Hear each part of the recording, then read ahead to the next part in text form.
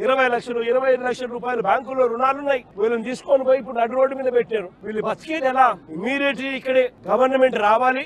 వీళ్ళకి సంబంధించిన లోన్లన్నీ కూడా గవర్నమెంట్ తన రెస్పాన్సిబిలిటీ కింద గవర్నమెంటే కట్టేట్టుగా తీసుకోవాలి. నష్టపోయిన వీళ్ళందరికీ కూడా ఇక్కడే స్థలాలు ఇస్తారా, లేకపోతే ఇలాంటి స్థలమే ఇంకో చోట ఇచ్చి ఇంకో ఇల్లు కట్టించి వీళ్ళకి న్యాయం చేస్తారా అన్నది గవర్నమెంట్ డిసైడ్ చేసుకోవాలి. చంద్రబాబు నాయుడు గారు గట్టిగా ఒకటే చెప్తా ఉన్నా, అయ్యా చంద్రబాబు, నువ్వు గన ఈ కార్యక్రమం చేయకపోతే రేపొద్దున మా ప్రభుత్వం వచ్చిన తర్వాత, వైఎస్ఆర్సీపీ ప్రభుత్వం వచ్చిన తర్వాత ఖచ్చితంగా చెప్తా ఉన్నాను, ఇదే ఎంక్వైరీ మేమేస్తాం. మిమ్మల్ని కోర్టు ముందర దోషులుగా నిలబెట్టడమే కాకుండా వీళ్ళందరికీ కూడా, బాధితులందరికీ కూడా కంటికి రెప్పలా మేమంతా కూడా కాపాడుకుంటూ, వీళ్ళందరూ కూడా ఎవరైతే నష్టపోయినారో ప్రతి ఒక్కరికి కూడా ఆ నష్టంలో ప్రభుత్వం భాగస్వామ్యమై వీళ్ళందరికీ తోడుగా ఉంటుందని చెప్పి బాధితుల తరఫున మీ జగనన్న మాటిస్తా ఉన్నాడు అని చెప్పి ప్రతి బాధితుడికి కూడా నేను చెప్తా ఉన్నాను. కేసుకి సంబంధించి అన్ని రకాల సపోర్ట్ కూడా వైఎస్ఆర్సీపీ తరఫున న్యాయానికి సంబంధించిన సుప్రీంకోర్టులో కానీ హైకోర్టులలో కానీ వీళ్ళ తరఫున ఆర్గ్యూ చేసే దానికోసం లాయర్ల దగ్గర నుంచి ప్రతి ఒక్కరికి